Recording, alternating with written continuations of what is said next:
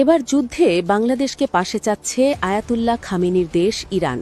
গাদ্দার Saudi, দুবাইয়ের মতো মুসলিম দেশকে পাশ থেকে হটিয়ে হঠাৎ করেই বাংলাদেশকেই কেন চাচ্ছে ইরানের রাষ্ট্রদূত জলিল রেহিমি জাহানাবাদী?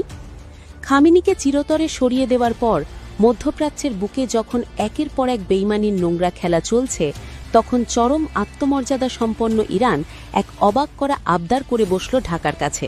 তারা স্পষ্ট জানিয়ে দিয়েছে, কোনো গাদ্দার মুসলিম দেশের এক কানাকড়ি অর্থ বা লজিস্টিক সাপোর্ট তাদের দরকার নেই।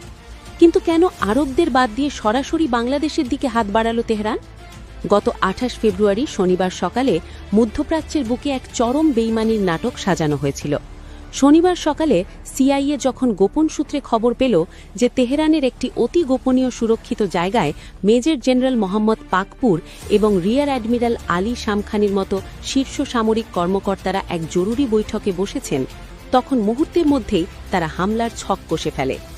ঘড়ির কাঁটা ধরো একেবারে নিখুঁত হিসাব কষে ইসরায়েলের সময় ঠিক ভোর ৬টায় যুদ্ধবিমানগুলো গোপন ঘাঁটি থেকে আকাশে ওড়ে।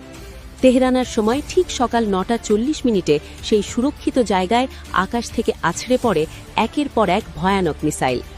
মূল জমায়েত থেকে একটু দূরে পাশের একটা ভবনে বসে দাপ্তরিক কাজ করার সময় ইরানের ৮৬ বছর বয়সী সর্বোচ্চ নেতা আয়াতুল্লাহ আলী খামেনিকে ওই প্রথম দিনেই চিরদিনের জন্য পরপারে পাঠিয়ে দেওয়া হয়। আর এই পুরো ঘটনার পেছনের নাটের গুরু কে তা জানলে যে কারো চোখ কপালে উঠবে। রয়টার্সের খবর বলছে, এই শয়তানি চাল চেলেছেন খোদ সৌদি যুবরাজ মোহাম্মদ বিন সালমান। লোকটা কি পরিমাণে চতুর আর ভণ্ড তা এবার পুরো দুনিয়া হাড়ে হাড়ে টের পেয়েছে।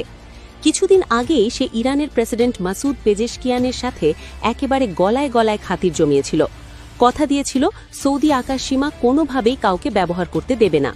অথচ এই ভণ্ডামির আড়াহে গত পুরো ১ মাস ধরে সে যুক্তরাষ্ট্রের প্রেসিডেন্ট ডোনাল্ড ট্রাম্পকে বারবার ফোন করে ইরানে আঘাত হানার জন্য অনবরত কুবুদ্ধি দিয়ে গেছে।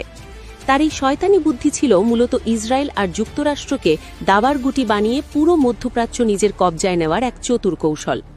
তলে তলে যুক্তরাষ্ট্রের কান ভারী করে কিভাবে নিজের মুসলিম ভাইয়ের বুকে ছুরি বসানো হলো, সেই পিলে চমকানো বেইমানির খবর এখন সবার হাতে। ২৮ তারিখ প্রথম দিনেই খামেনিকে এমনভাবে বিদায় করার পর ক্ষোভে ফেটে পড়ে পুরো ইরান। এত বড় একটা ঘটনার পর মধ্যপ্রাচ্যের ওইসব গাদ্দার আরব দেশগুলোর গলা থেকে টু শব্দটিও বের হয়নি। সবাই যেন মুখে কুলু এঁটে বসে আছে।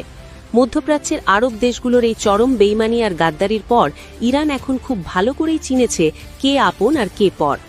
খামেনির বিদায়ের পর ইরান যখন রাগে ফুঁসছে, তখন গাদ্দার আরবদের বাদ দিয়ে তারা বাংলাদেশের দিকে হাত বাড়িয়ে